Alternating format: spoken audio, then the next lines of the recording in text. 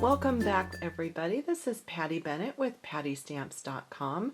I am excited to show you this great card idea.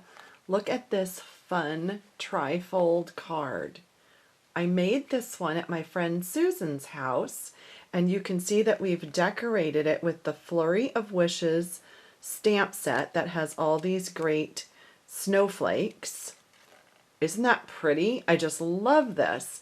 Well, when I got home, I decided I wanted to try it with some other ideas. So I was cutting designs out of the Home for Christmas paper. Isn't this cute? I am so loving this card. It just takes me back to my childhood.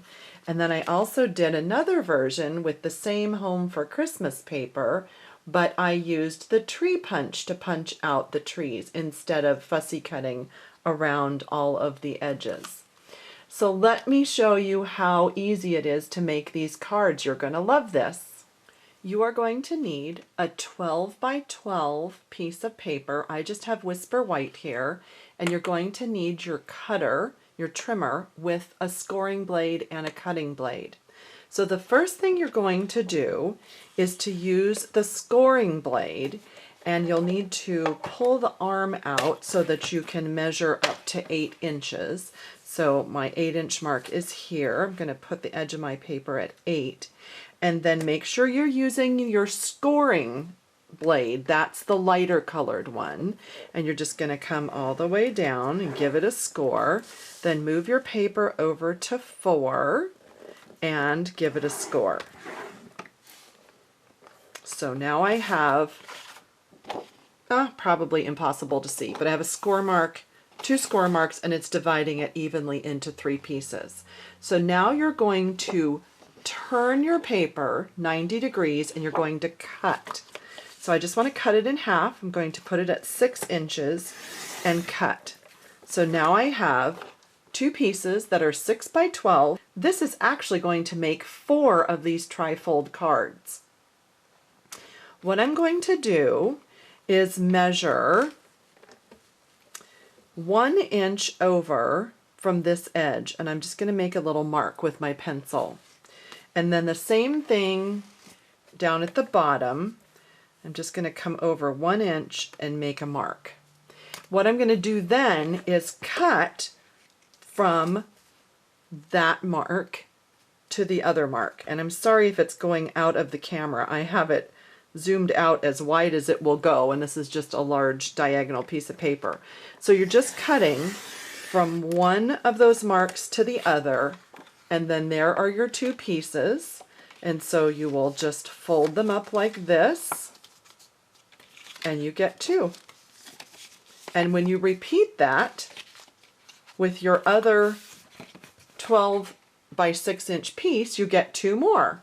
So let me just show you that again. I'm just going to measure up here at 1 inch, and then in the opposite corner down here I'm going to measure at 1 inch, put those 2 little marks into the track, the center track of my trimmer, using my cutting blade, and cut them in half, and then fold and fold. And of course you'll grab your bone folder and really enforce that crease, but just showing you there that then you have 4 of these cards that are going to fold out like this. Then you just select any color of cardstock you'd like for the backing, and I have Real Red on this one, and that's just your standard 4 1/4 by 5 1/2. So isn't that perfect? There is absolutely not 1 inch of waste, and you get 4 cards out of a 12 by 12. So I just wanted to show you what I cut out to decorate these. You can see in the Home for Christmas package we have these 3 among other designs, but here's where I got the trees, the Christmas trees. Here's where I cut out the Santas, and here's where I cut out the reindeer, or Bambi as I call him, but since it's a Christmas card, I guess he's a reindeer. And then out of this piece, after I cut out trees, you can see that you have tons of these little presents. So I just cut out those, and some of them I put on with glue dots or snail, and some of them are actually popped up with a Stampin' Dimensional just to give this a lot of dimension. A quick tip on adhering those, you can use your silicone mat, and with these tiny little pieces, when you put your adhesive on, it doesn't stick then, so you don't get your paper all gluey.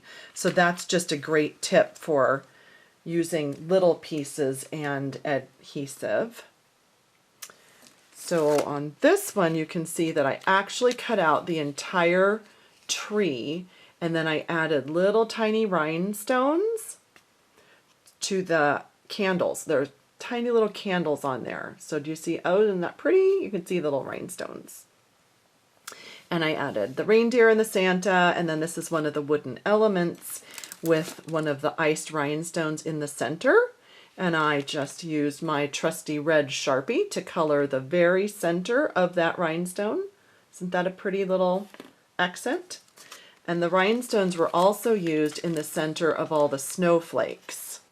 And the snowflakes are really so easy to do. When you stamp them with the Flurry of Wishes set, you can punch them out with these two coordinating punches. So they actually are pretty fast to punch these out and add them to your card. And I think it just adds such a beautiful element to go ahead and do the iced rhinestones and the other rhinestones in the center. And one last tip, if you want to see the difference here between the two trees, these trees I cut out, just fussy cut with my paper snips right out of the paper. So that's the full tree, and I did them back to back anywhere that they would show on both sides. And then for this one, I added a lot more of the trees because I was able to just punch them out with the tree punch, and that way it was much quicker. So you just use your punch upside down and put that in like that, and then you give that a quick punch and you have your tree. So again, I did them back to back when they were going to show on both sides, but they were pretty quick and easy because of doing the punch. So if you're going to fussy cut them all out, you may not want to put this many trees on because that's a lot of cutting. So I hope you enjoyed that. What a fun idea. Thanks to Susan for the original idea with the snowflakes. Hope you enjoyed this one. I think next I'm going to try it with birthday balloons. I thought that would be fun to just put some balloons going up here and then pull it out and happy birthday. So I wonder what else could you think of? It would be fun to think of other ideas to do with this design. If you need any of these supplies, be sure to click at pattystamps.com right up there and click the Shop Online button. And if you're on my blog post, you'll be able to see all the supplies you'll need to make these cards. Let me know if you have any questions. Thank you so much for joining me today. See you next time.